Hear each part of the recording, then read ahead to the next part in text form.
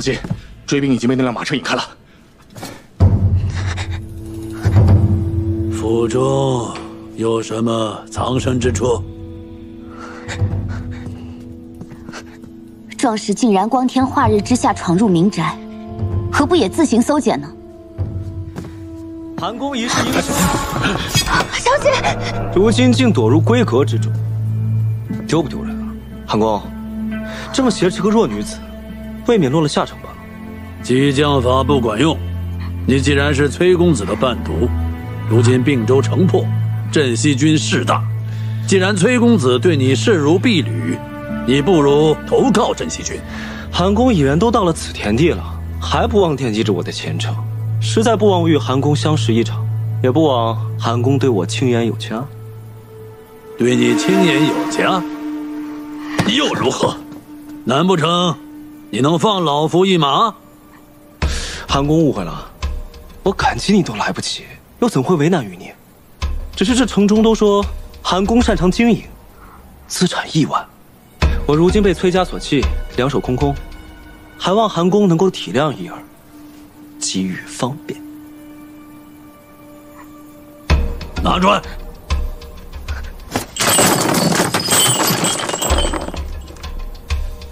这些珠宝价值连城，你不如拿了去投靠镇西军。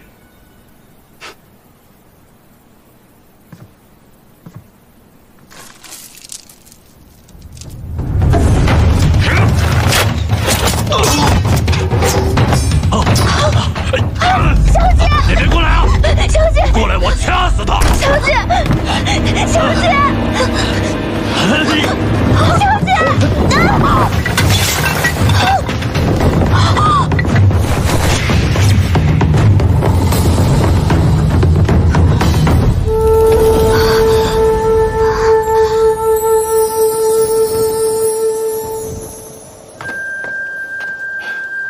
姑娘，多有得罪。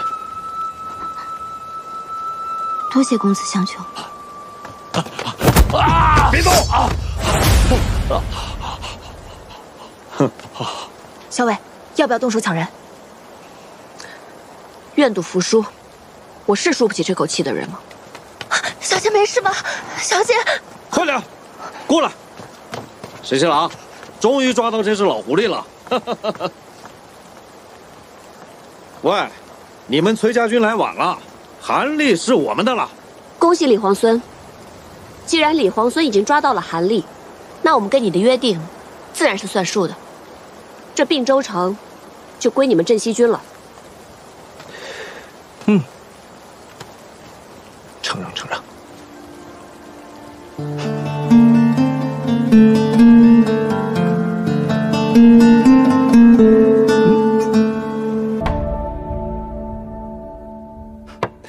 我就知道你会来找我。见过皇孙。年里，今日事起仓促，姑娘没有受伤吧？需要找个大夫瞧瞧吗？方才军中小裴将军已嘱咐大夫来看过，幸儿只是有些小小擦伤，无碍的。妾是特意来谢过皇孙的。今日若没有皇孙，妾早已命运黄泉。不必客气，举手之劳而已。也不用叫我皇孙，在军中叫我君侄就行。进来吧。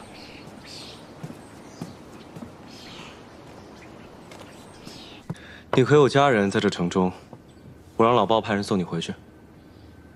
魏相将军明言，妾家姓顾，小字婉娘，本是京都人士，月前奉父亲之命回并州老家祭祖。并州顾家，我记得顾相也出身于并州顾家。听闻在朝上大骂孙敬乱臣贼子，后被下在狱中。那便是妾的父亲。后来孙敬为收买人心，将家父从狱中放归，软禁家中。妾因此请命回并州祭祖，替父亲祈福。原来你是顾相家的小姐。家国倾覆，亲长险遭不测。幸而今日得见镇西军，真乃军威赫赫，所向披靡。妾愿将并州家中存粮献与镇西军，望将军旗开得胜，早日收复京都。这样不仅天下百姓得救，妾的父亲也有救了。顾相忠义，顾小姐又有贤良义举，不愧是忠良之后。婉娘有一事相求，望将军务必答应。顾小姐尽管开口。如今战乱四起，并州距京都甚远，婉娘恐怕难以孤身回到京都，请将军答应让婉娘随军而行，这样也有幸可以亲眼见得镇西大军收复西长京。这大军行军十分艰苦，实在不方便带着女眷。不论行军如何辛苦，婉娘都吃得了苦。若将军有顾虑，我和秋翠皆扮作男子，绝不给将军添麻烦。我还是派遣一队人马护送你们回京吧。将军忙于军务，婉娘亦不愿将军再分兵保护婉娘。只要将军答应让婉娘远远跟在大军之后就行。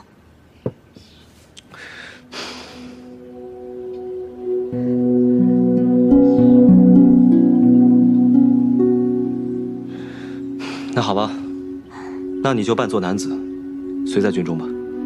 多谢将军。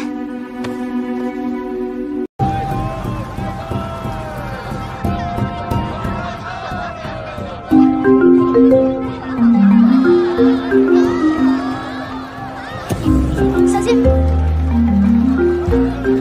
今天怎么想起来这样打扮啊？太好看了！为了出来看一看，当然是要换身装束了，这样才好降低别人的防范之心啊！真高明。走吧，去办正事。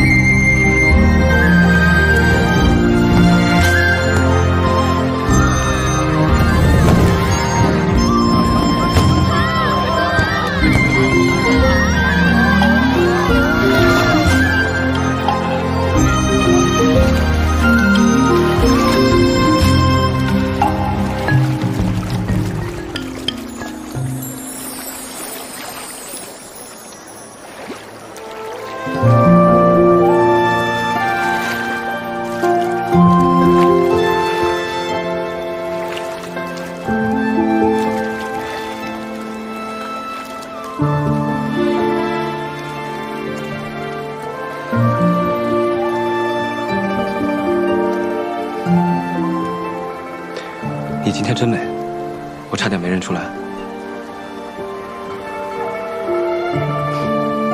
请。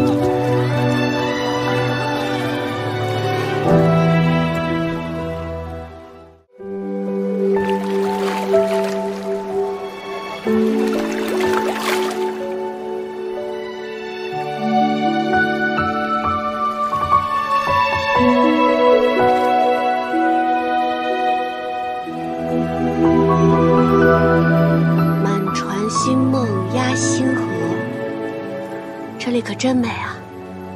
刀郎关的星星比这里要大很多，也要低很多。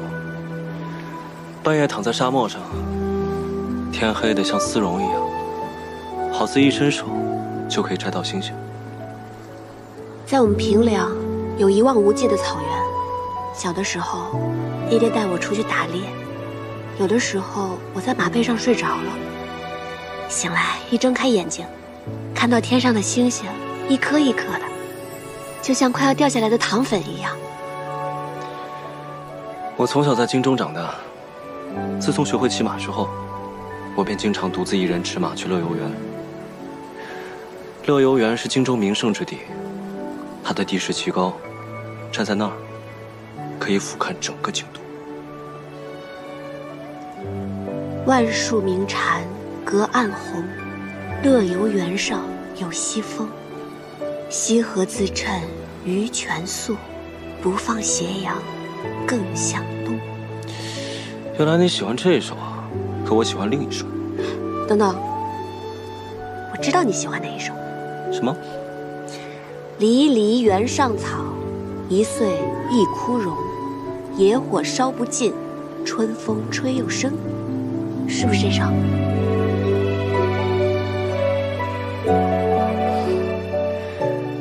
你怎么知道我喜欢这一首啊？知己知彼，百战不殆。因为我知道李皇孙是这样的人，所以我就知道你会喜欢这首。何少尉可真厉害啊！知己，我喜欢。胡说，我又没说过我是你的知己。我又没说你说了你是我知己。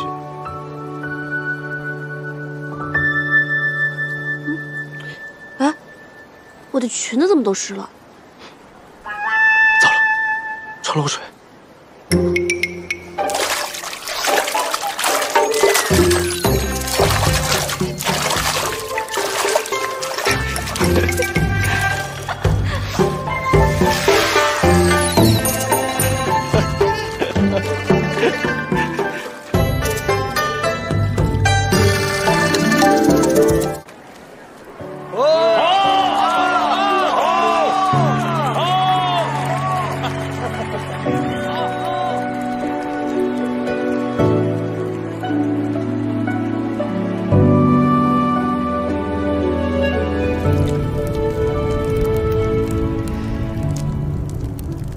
哎呀，这要是在劳兰关啊，生这么一堆火，必然要烤一只黄羊，烤得油滋滋的，别提有多香了。小的时候，阿娘也经常在火堆里面给我烤芋头吃。那下一次有机会我烤给你吃。说的我都有点饿了。走，带你吃东西去。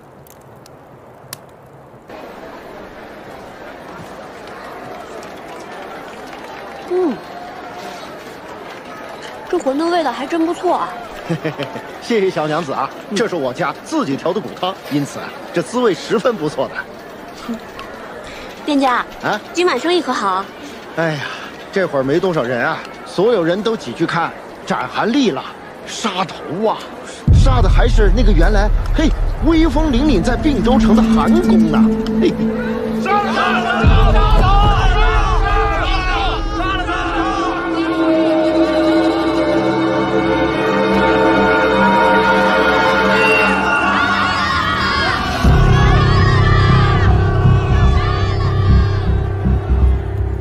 公子，都已安排妥当。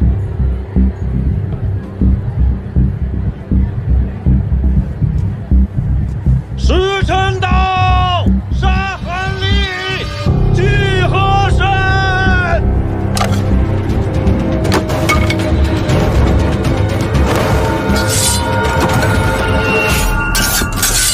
救主公！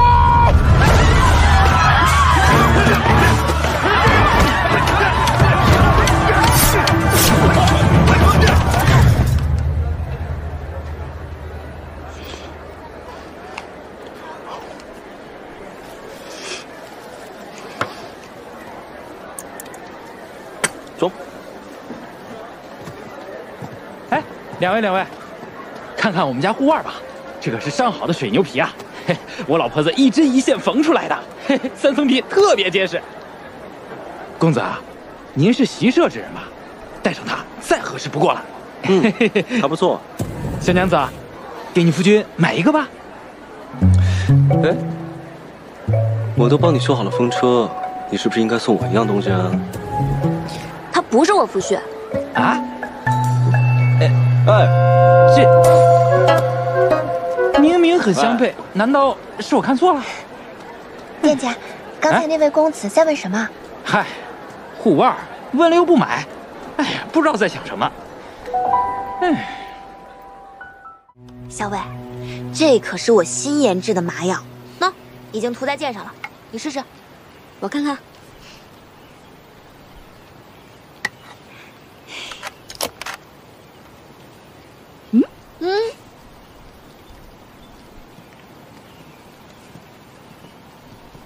小姐，当时皇孙救你的时候，就那么把袍子解下来往你身上一披，他动作真是太潇洒了，我在楼上都看呆了。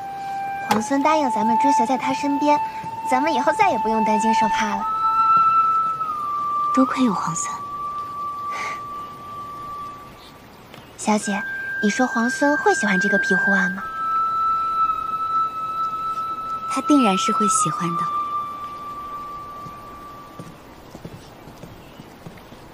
我只加了一点点麻药，就已经见过何校尉。顾小姐多礼了。何校尉这一身劲装，真是英气好看啊。小姐，皇孙让咱们穿男装随大军而行，我看何校尉这身装扮甚是好看。小姐何不向何校尉请教，照着样子检查一身？多嘴。何校尉是军中历练出来的气魄，所以英气勃勃，洒脱好看。我要是也穿上这一身，只不过是画虎类犬罢了。无妨，我的衣裳都是桃子帮忙打点的。你没有穿过男装，不知道他们其实袖子这个地方做得很是大，还有肩颈处做的也很是阔大。市面上买回来的男装都需要改过才行的。桃子，回头把咱们做过的图样送到顾小姐房中去吧。好。如此，多谢何校尉了。顾小姐客气。哎，是这件衣服吧？哎呦，这可真是买大了，不好剪裁的。不是，这是皇孙借给我们小姐的衣服，我们小姐亲手洗净了，要还给皇孙去。秋翠，你有多嘴？其实是上次皇孙出手相救，便借了这件外衫替我遮挡。何校尉切莫误会才好。啊，哪里？顾小姐何出此言？如此，就不耽误顾小姐了。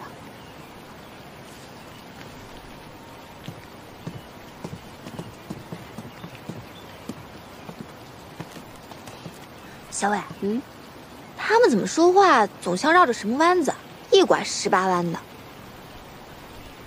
她们是闺阁中的女子，行事做派自然委婉含蓄。哦，好了，别看热闹了。哎，可他们总提到皇孙，可皇孙跟咱们有什么关系？跟他们有什么关系？你怎么知道皇孙跟他们没有关系呢？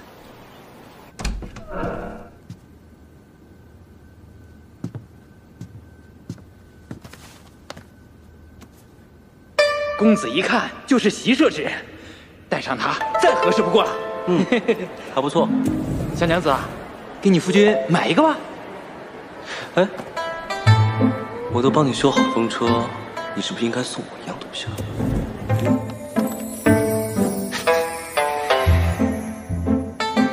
这个阿影就是嘴硬心软，真好看。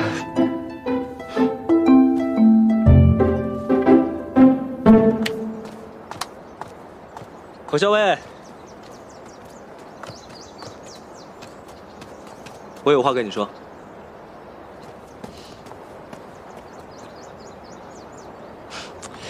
哎呀，有些人就是这么的嘴硬心软。这一大早上出去忙活了，也不让我知道。哦，是吗？哎呀，明明说着不送，最后还是送了。看来送给皇孙护腕之人，一定是皇孙十分重视的。那当然了，只是我觉得，虽然我重视他，但他更重圣皇。如此，便要恭喜皇孙。哎，你觉得送我护腕的这个人，跟我的爱妾比起来怎么样？皇孙慎言，当初我是为了脱身权宜之计，才出此言诓骗了诸人。可没想到皇孙居然口齿轻薄，公然在我家公子面前辱及我名誉。这么在意你家公子？那是自然。为什么？之前不便为外人知晓，所以一直没有告诉你。其实，我是我们家公子的侍妾，所以还请皇孙慎言，以后莫要在我家公子面前辱及我清白。走了，桃子。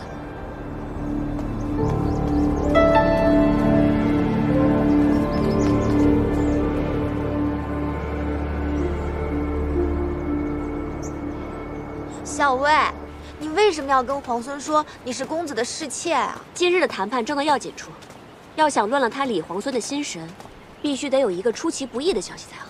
啊，乱他心神，你就要这样说，那不是有损你女儿家的清誉吗？你跟公子之间清清白白，明明压根儿就不是什么他的侍妾，这样同外人说自己，以后还要不要嫁人？傻丫头，这世上能娶我的男人，才不介意我这么说了。哎，不对啊，你以前总是说这世上能娶你的男人，只怕还未出生呢，怎么今天忽然就改口了？你终于发现这世上有能娶你的男人了，是不是？快告诉我是谁啊？他是……就不告诉你，快走吧，啰嗦。哎，告诉我嘛，我想知道。我有一个朋友，啊，我这个友人，他看中了一个姑娘。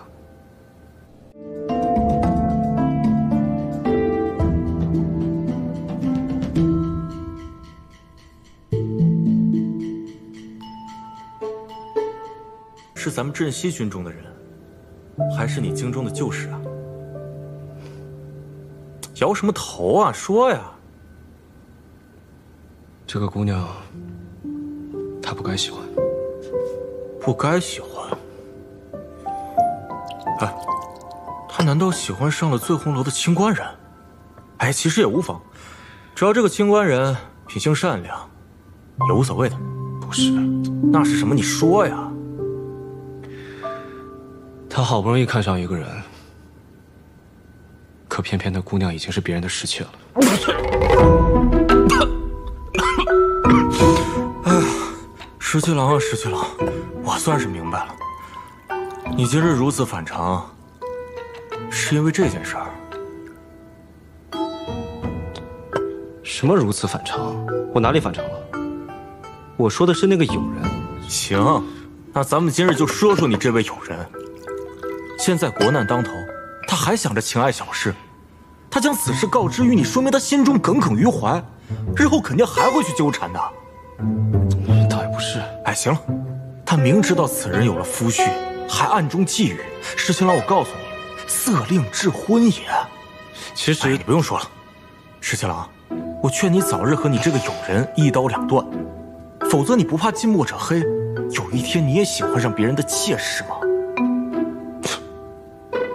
十七郎，三思啊！啊！哎，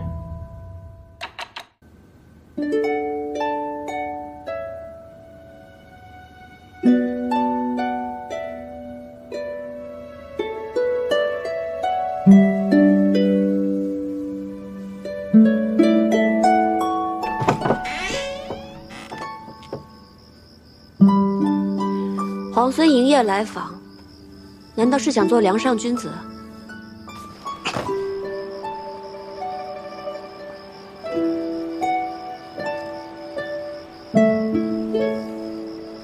你到底是来做什么？我今天来是想还你。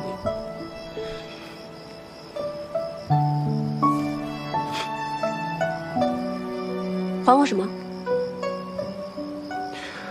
我来是想向你解释，白天是我误会了，我以为护腕是你送的，言语间多有冒犯，还请见谅。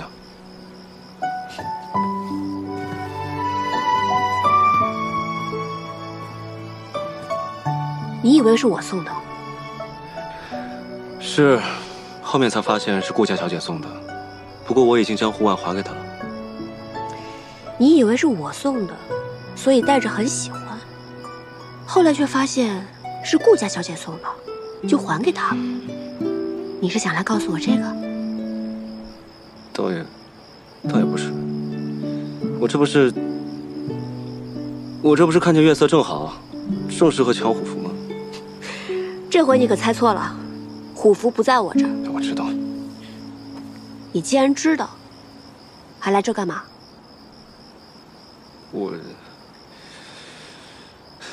我这不是……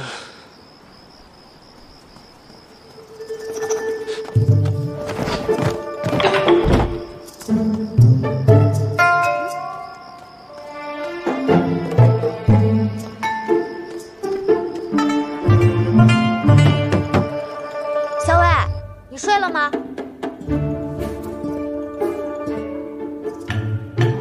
我已经准备睡了。哦，那我也去睡了。好，你快去吧。那你早点歇息吧，小伟。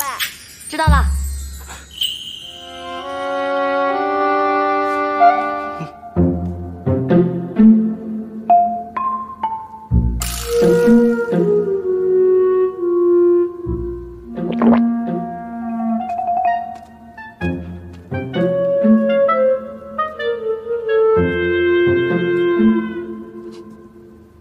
你捂着眼睛干嘛？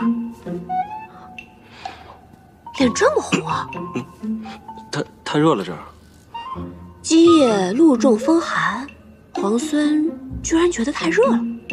你刚才为什么要帮我遮掩？深夜擅闯女子卧房，皇孙不嫌瓜田李下，我还嫌。我跟你说个正事，今日你用50车粮草换取建州，明显不公。我知道你们崔家在荆州埋伏着人手，我父王被孙敬扣在荆州，我想借你们人手一用，救出我父王。皇孙真是毫不客气呢。我要是偏偏不答应呢？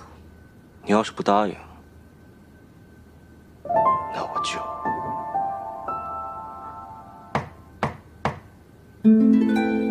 阿莹，你睡了吗？我刚睡下。我有要事要同你商议。好，我来了。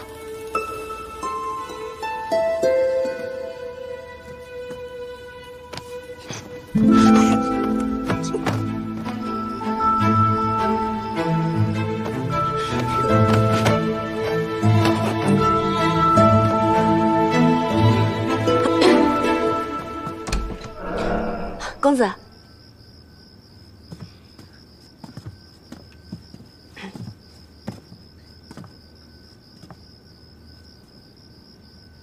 公子，是不是哪儿来了军报啊？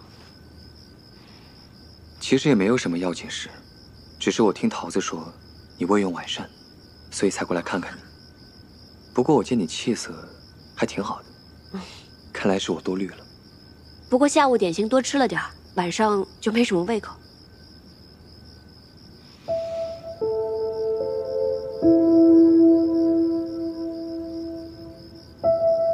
那你早点睡吧。公子也早点安歇。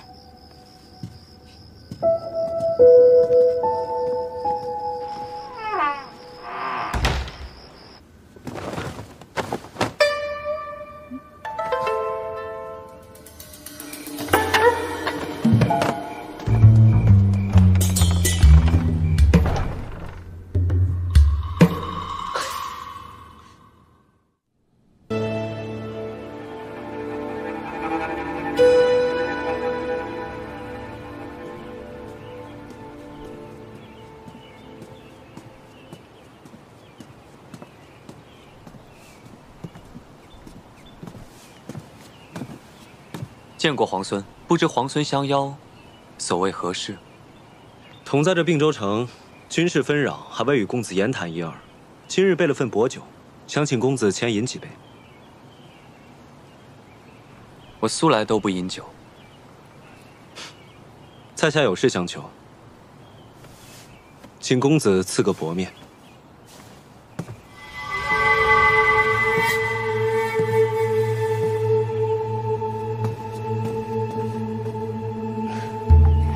皇孙有事，就直说吧。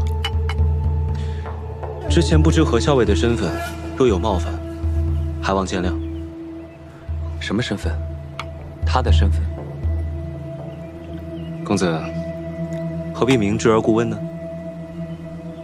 他不过我军校尉，能有什么身份？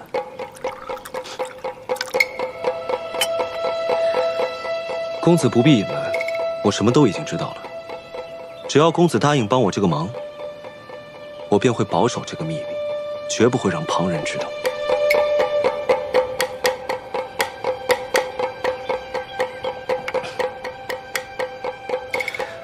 公子放心，我李世基一言既出，驷马难追。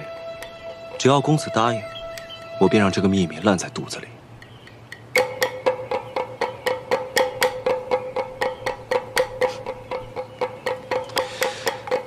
你不会是想杀我灭口吧？公子，你们崔家军虽然势大，但我们镇西军也在并州。公子能得手吗？皇孙说笑了，大家都是秦王之士。皇孙说吧，你究竟有何事需要我们崔家相助？但说无妨。我的父亲梁王被孙敬扣在了荆州，我知道你们崔家在荆州埋伏着好手，只要公子鼎力相助，我就必能救出父王。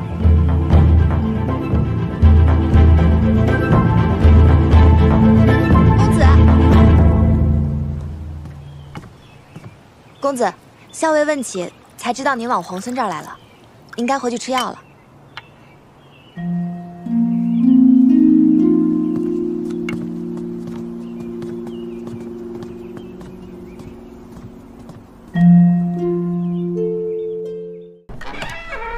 校尉，我赶去的时候，公子脸色甚是难看。无妨，公子已经把李逆说的话原原本本都告诉我了。李逆这个傻才，竟然出言讹诈，想一箭双雕。既想诓骗出我真实身份，又想骗公子答应他救出梁王。幸而公子没有上当，不过这个李逆已经开始起疑了。幸好您已经劝公子早早开拔，陈兵落水。那这儿的东西我先收拾吧。嗯。校尉，这风车咱们还带走吗？扔了吧。真的扔啦？扔了。哦。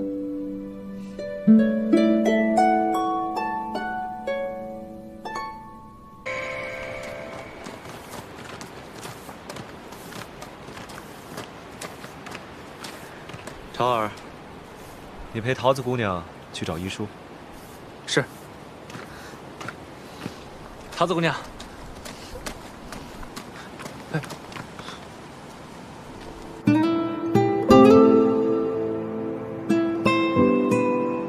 东都之壮阔，唯登高可见。俯视洛阳川，茫茫走胡兵。流血屠野草，豺狼尽灌婴。皇孙借太白的事，是在暗讽何人？我只是忽生感慨，穷极壮丽的东都，如今亦卷入战火，虽无明日，不知何时能现。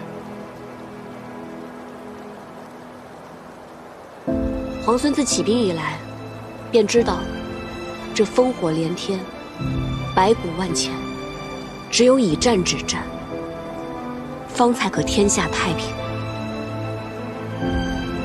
我只希望能够早日收回这半壁河山，还天下百姓一个安宁。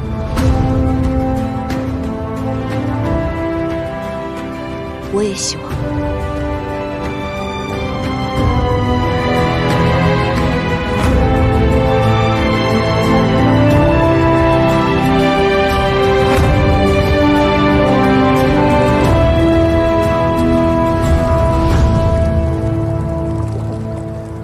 那日你跟我说，想借我崔家军在京中的人，帮你救出梁王，不是不行，但你得先赢了我。听你这口气，又想出什么花招？那皇孙愿不愿意跟我来赌一把？知道皇孙谨慎，那赌注就由我来说吧。如果我赢了，你要让我借到望州；如果你赢了，那我崔家军便帮你救出梁王。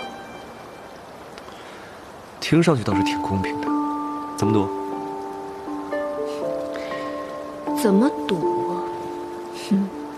其实很简单，你闭上眼睛，我从1数到10，在数到10之前，如果你忍不住睁开了眼睛，那你便输了。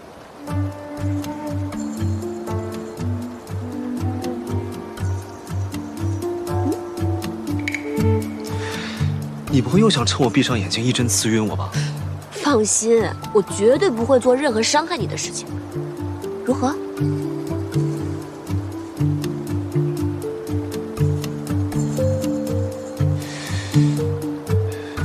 毒。不过呢，我要自己来数数。就算你一针刺过来，我也绝不正面。好，那你闭上眼睛，自己数数吧。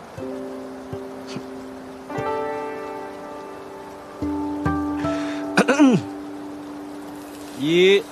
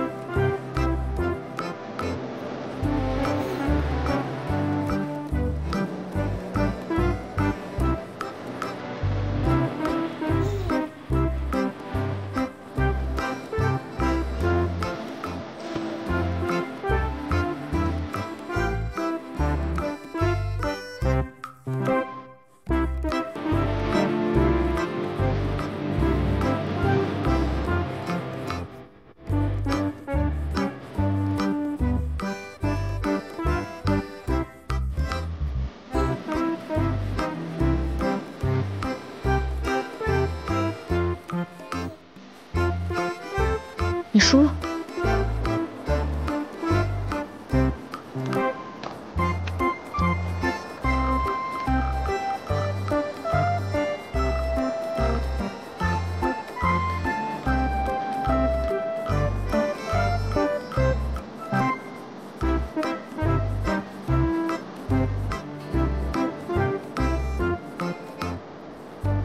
喂，刚才可不可以不算啊？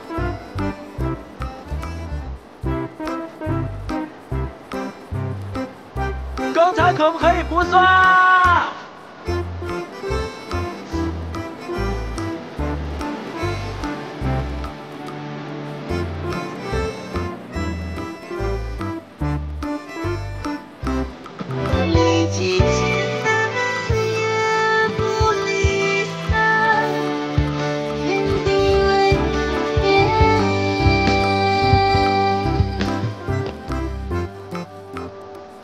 道长，我听说太清宫藏经阁内有一本医书，乃是孤本，能不能借阅一览？祖师爷立下的规矩，藏经阁中的书从来不外借。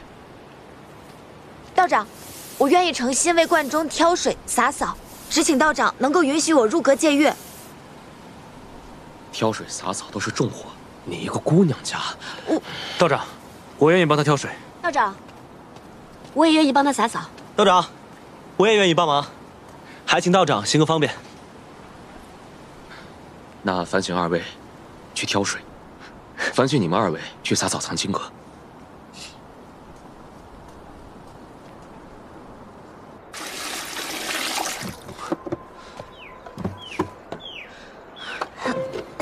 哎，桃子姑娘，我来帮你吧。哎，那可不行，你是来帮我干活的，又不是来替我干活的。还有啊，你为什么要帮我？我也不知道，反正我一看到你，我就想帮你。那。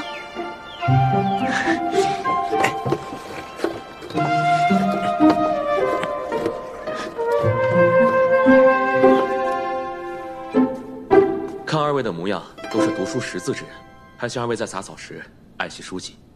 是。是。你休息一下，我来收拾吧。让皇孙亲自干活，这不太合适吧？既然我赌输了，就让我先略表心意。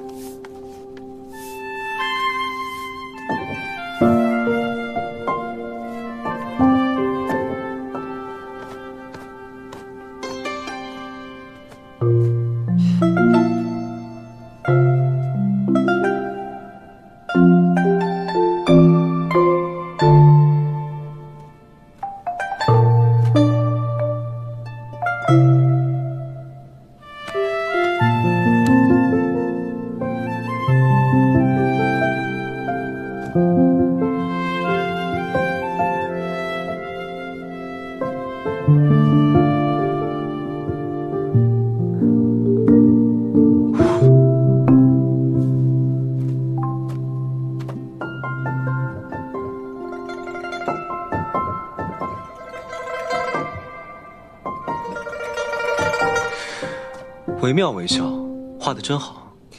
此画命名为《皇孙劳作图》，你觉得如何？题名更好。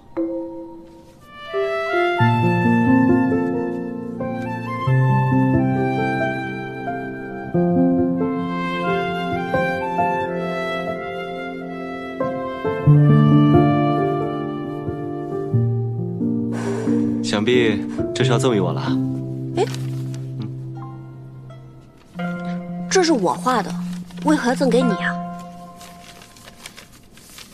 可你画的分明是我，自然归我。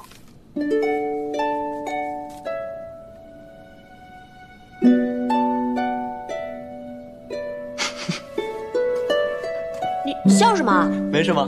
你在笑我什么呀？没什么，不能说。你快说，你在笑我什么？要是我说了，你不许生气啊？你先说来听听啊。你呢，将我放在你胸口，日日夜夜这么带着，思念时还可以拿出来看一看，我自然高兴，我一高兴就笑了。油嘴滑舌。哎呀，多谢强赠。你这个人，真是无孔不入。好了，我们说正事吧。既然你赢了赌约，那我依约让你借刀望州。只是，你如何才能答应我救出我父亲？那你不妨考虑一下，帮我攻下洛阳。好说。皇孙就这么有把握，已经可以攻下洛阳了？首先呢，你我联手陈兵洛阳城下，就已经有了5分胜算。郑国公被擒，7分胜算。福原二虽然悍勇，但他并不明朝中的政局，更不知那些世家的打算。9分胜算，这都已经有了9分胜算了。这个洛阳城，不尽在掌握之中吗？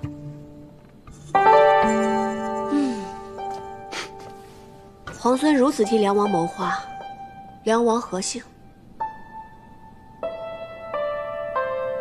他是我的父王，我自然会救他。他在孙敬手中，我怕我们攻破洛阳，孙敬未必不会起杀心。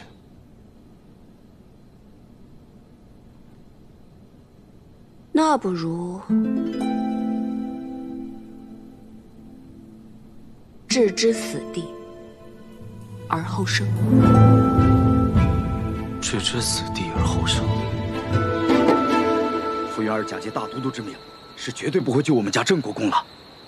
只怕诸位府中的主人，傅元儿也是不会救的了。那要怎么办？那怎么办啊？傅元儿是不能指望了，我们必须靠自己把主人救出来啊！这么说对。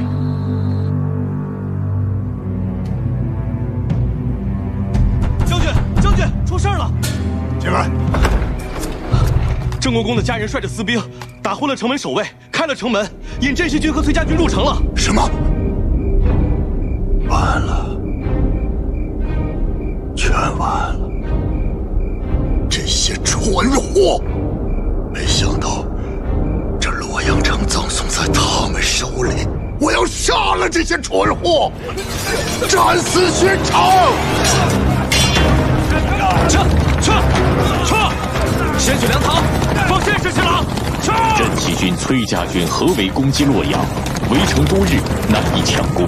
李逆巧妙用计，令郑国公家人撕开城门，镇西军崔家军才得以潜入洛阳。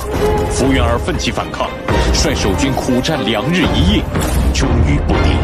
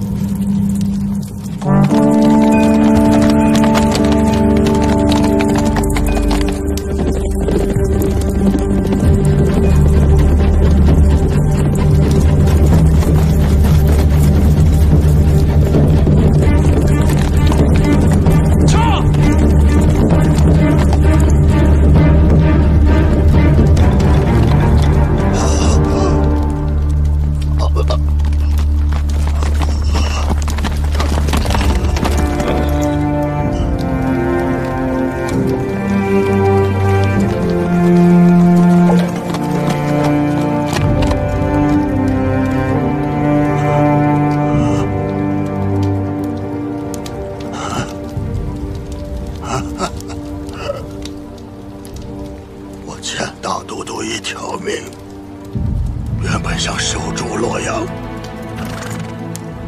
来换这条命。没想到，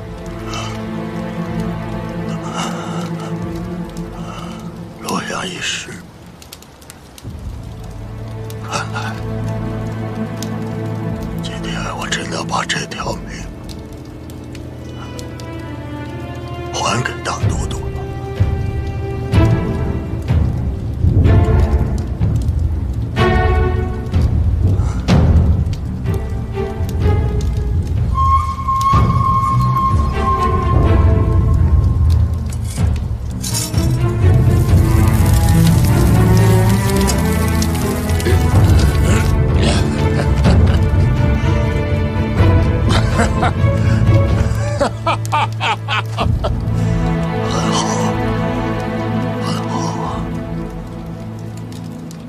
将来的天下，就是你们这等少年英杰的。等到你和他争夺这天下的时候，那将是何等的精彩啊！可惜，老夫看不到了。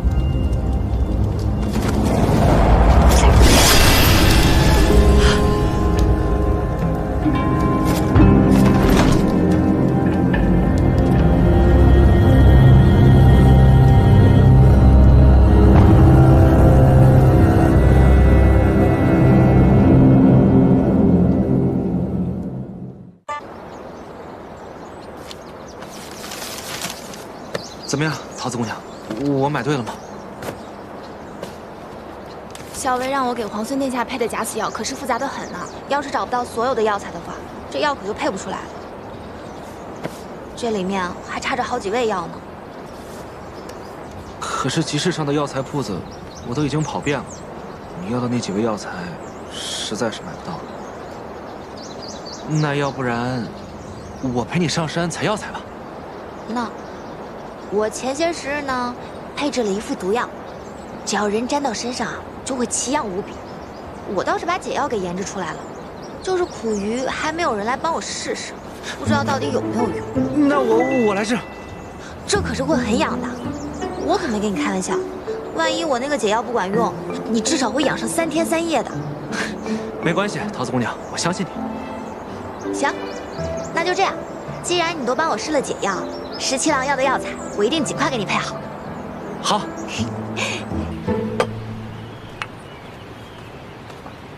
知道你爱吃甜的，来尝尝这糖彩酥。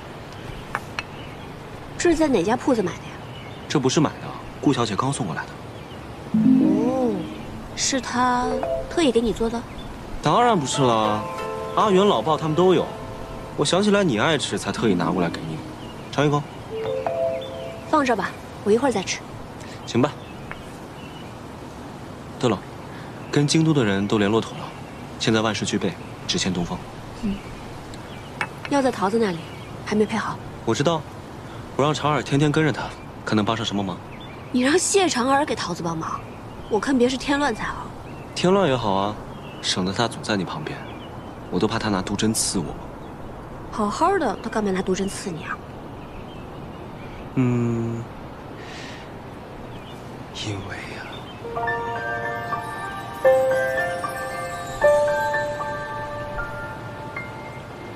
咱们拔营吧。与镇西军同住在这里十分不便，哪怕今日在外面搭营帐，也要搬出去。是。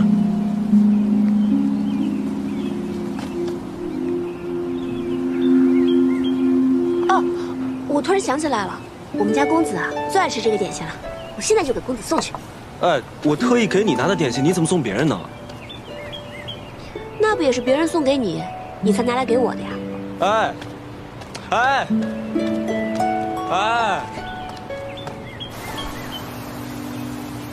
哎！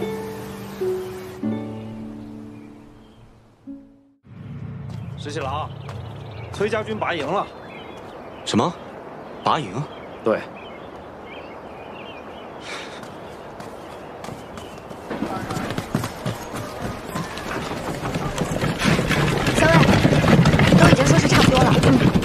去河边走走。哦，我陪你一起去。不用了，你先忙吧。好。里面东西都收快一点。是。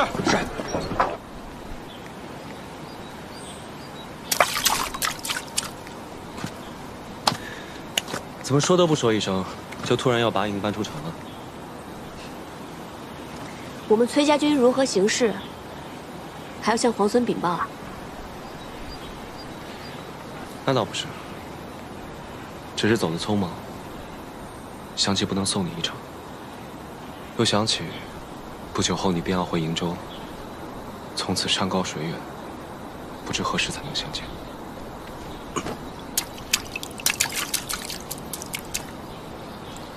那我答应你，等我回瀛州之前，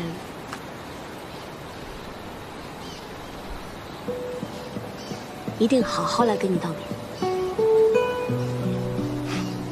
你说的。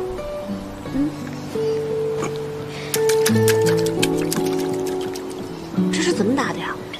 哎，在劳兰关，狼特别多。每一次出城遇到狼时，我们便会随手捡起一块石头来打狼。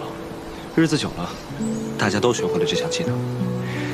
每当闲暇的时候，便会在劳兰关河边打水漂。赢的那个呢，第一块烤羊肉便归他。听起来真有意思。想试试吗？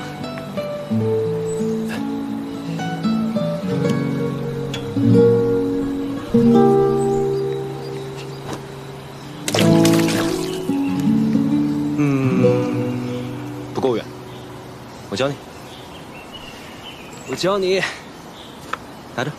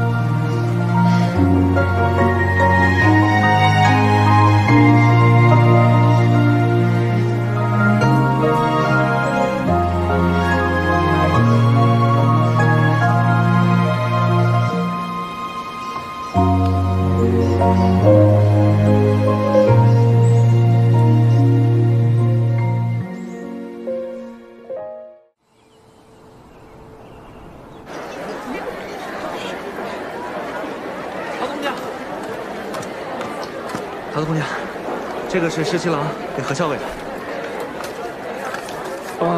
还有这个，这是我给你。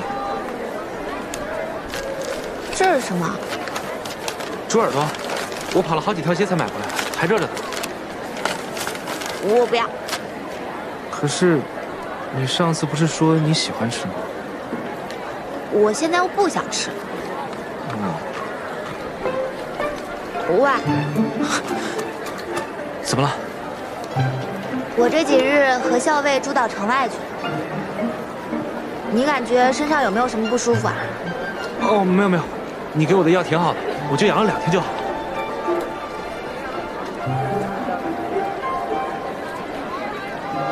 那，这个给你，每日涂3次，这回的药包管领养。谢谢桃子姑娘。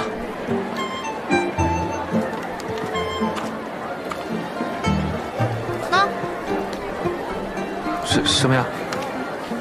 猪耳朵呀，本姑娘忽然又想吃了。给。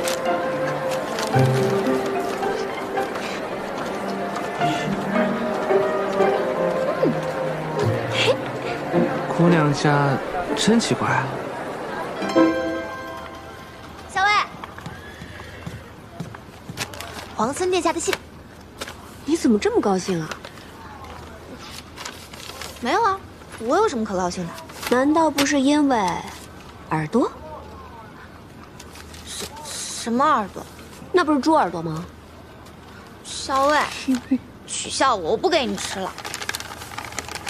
阿莹，闻得崔家军中有叛者，欲谋崔公子性命，恐有厉害阴谋。你与公子左右多加留意，有别后珍重。从今日起，再增加一支亲卫保护公子。此去瀛州，行军路途复杂，务必要保护好公子的安全。是，属下这就全办。阿莹，怎么忽然想起来要增加我的护卫了？公子，收到线报，崔离欲对公子不利，我军即将拔营，公子的安危必然是重中之重。阿莹，不用担心我，连番行军辛苦，你本来思虑就多，应当要好好保重。为公子考量是我的本分。行。桃子，帮我把这封信交给谢长耳。怎么了？你最近总是取笑我不给你送信。你这是不想送信呢，还是不想接谢长耳啊？要是后者的话呢，这样，我在信上呢再添上一句，告诉他们以后送信就让老鲍来，免得惹我们桃子姑娘不高兴。哎，你看你那，他们都是一丘之貉，谁送不都一样？我来吧。那你早去早回啊，可别欺负耳朵。谁欺负他了？哼，嘴硬。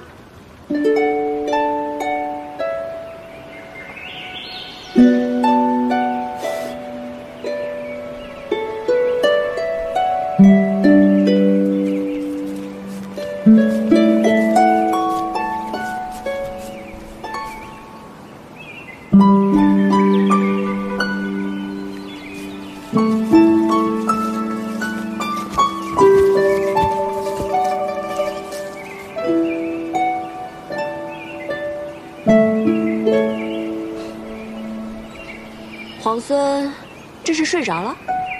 可少爷要再不来，我怕我要睡到晚上才行了。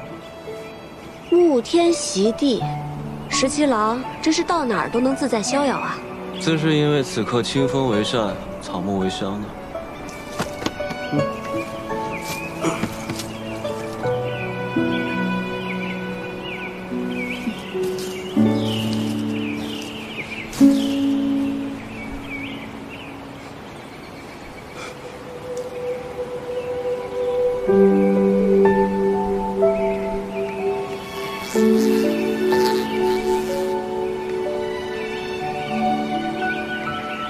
你睡着了？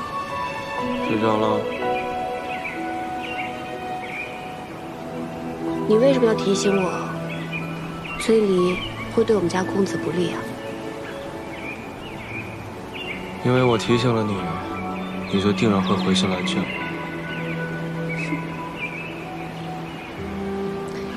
若是我偏偏就不约你见面呢？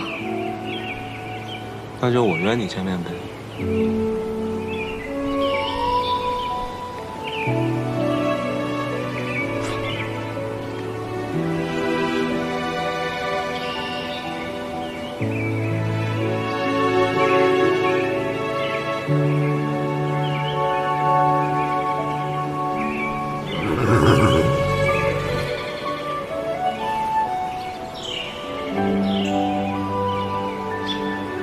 我要回瀛州了，答应过你，要和你好好告别。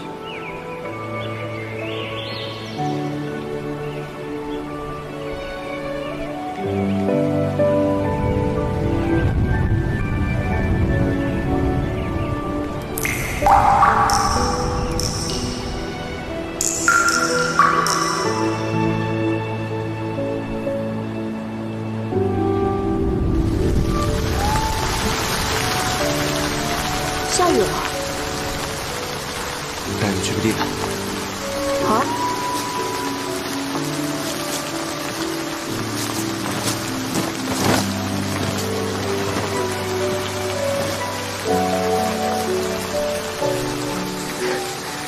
没想到皇孙还准备了这么一间屋子。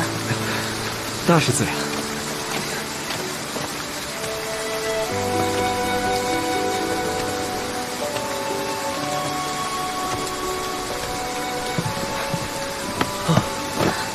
还好有这个屋子躲雨，要不然我们就成落汤鸡了。皇孙落汤鸡的样子，我又不是没见过。巧了，姑娘落汤鸡的样子我也见过几次呢。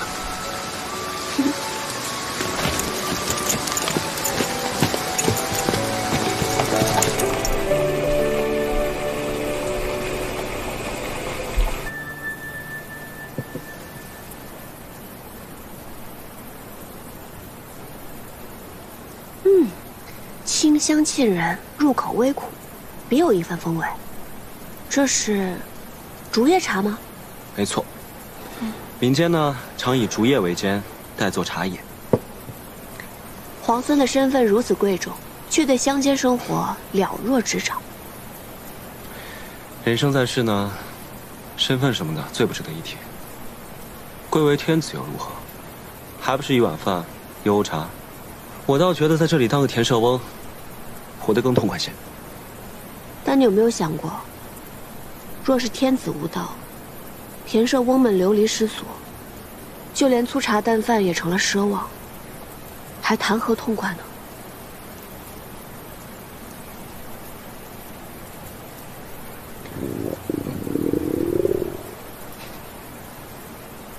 也不知道这儿有没有一碗饭，可以填饱我们田舍翁的肚子。都准备好了。这是好。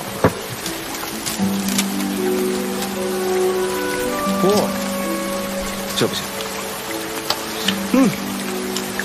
我厨艺不精，如果你不嫌弃的话，我给你露两手。17郎亲自下厨，我岂敢嫌弃啊？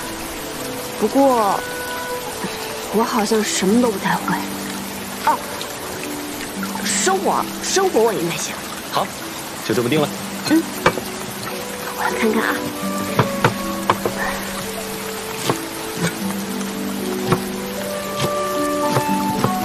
没想到皇孙准备了这么周全的食材。我怕你肚子饿呀。哇，你还真的会烧菜啊？这有什么的？我们在劳兰关，洗衣、打猎、缝纫、做饭，不都是自己来做？那你在劳兰关的时候，没有带侍婢吗？我要带侍婢的话，与我在京都王府里的生活有什么分别啊？身为皇孙，却不喜欢王府锦衣玉食的生活，倒是有趣啊。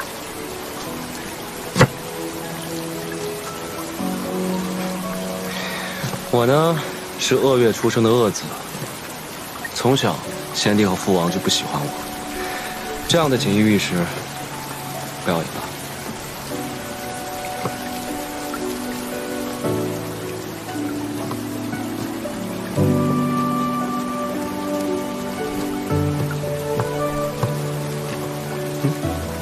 拉风箱烧火呀。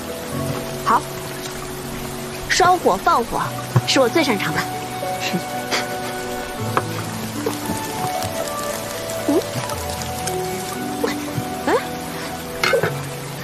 拉香烧火呢，也要讲究技巧的，要慢慢的这样推进去，再慢慢拉出来，慢慢推进去拉出来。还有呢，我试试。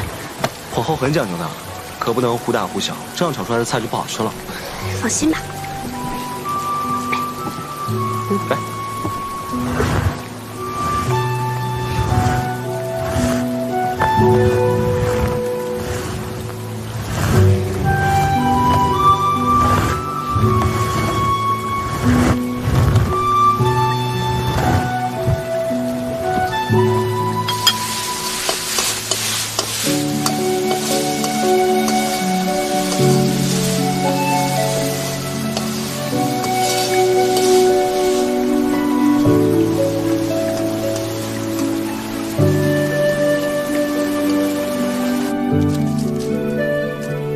来啦，米饭来啦！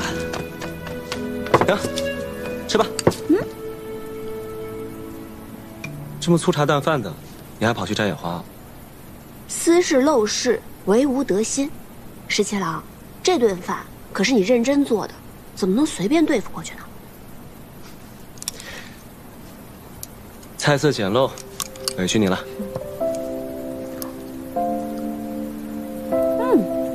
如何？好吃。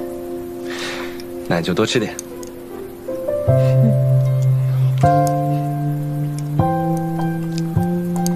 怕我在饭菜里下毒啊？当然怕了。所以刚才我在烧火的时候，已经放了毒液。黄孙，你现在已经中毒了。